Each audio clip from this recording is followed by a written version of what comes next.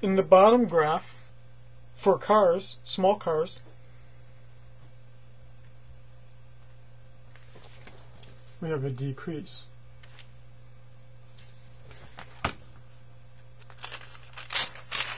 Okay. Another factor that could cause a change is a change in the price of resources. These would be the inputs that are used to produce the product, right? So, oftentimes a high input price is energy, right? Energy is used to, for electricity, for heating, for cooling, right? As the price of energy increases, or the price of raw materials, as that price increases, we know that the supply falls. What that would mean, right, let's say I'm making phones still, right, and the price of plastic increases, plastic being a key component to write my phone here, right, is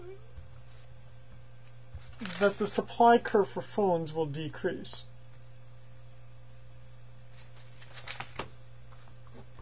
Technology. As technology increases, in other words, let's say I come up with a new technology that allows me to produce this product in a quicker fashion. As technology increases, my supply increases. What that would mean here is that for my price and quantity, my supply curve will be shifted outward.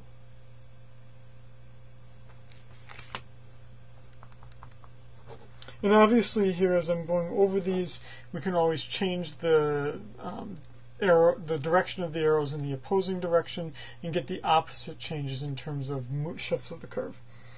In terms of number of sellers, if I increase the number of sellers, then obviously the supply curve will increase, obviously. The reason why that's obvious is because we would have more firms willing to supply the good at any particular price. And we would see that here. In terms of expectations of prices, now remember, the firm, in this case, wants the highest expected price. If we expect the future price to increase, then what would we expect? We would expect then that the firm would withhold some of its production, wanting to sell it in the future when it expects the price to be higher. So current supply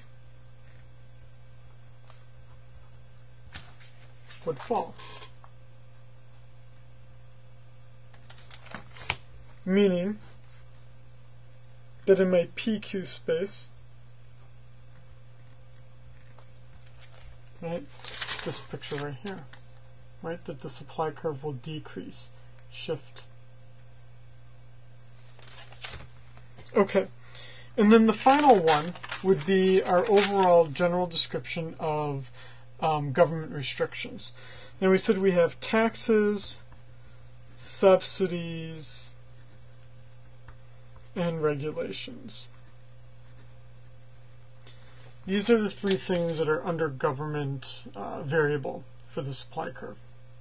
Taxes would mean that you have to pay something to the government. A subsidy would mean that you receive money from the government. And a regulation would be a rule or a law that says you have to do a certain thing. As taxes go up, we would expect the supply to fall. As subsidies increase, we'd expect the supply to rise.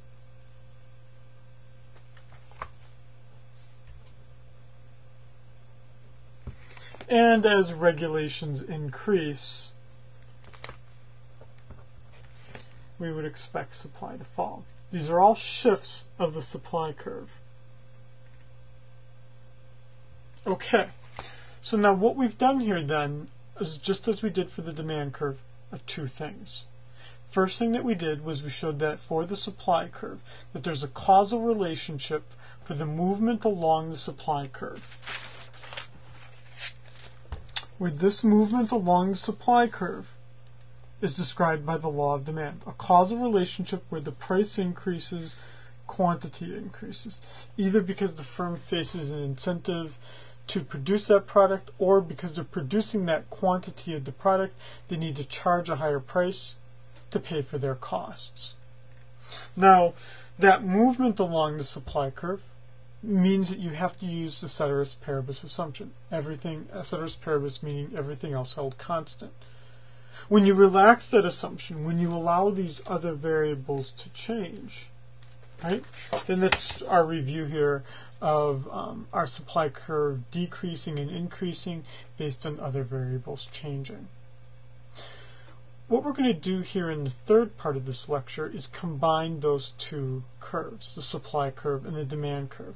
And what we're going to talk about here is the equilibrium.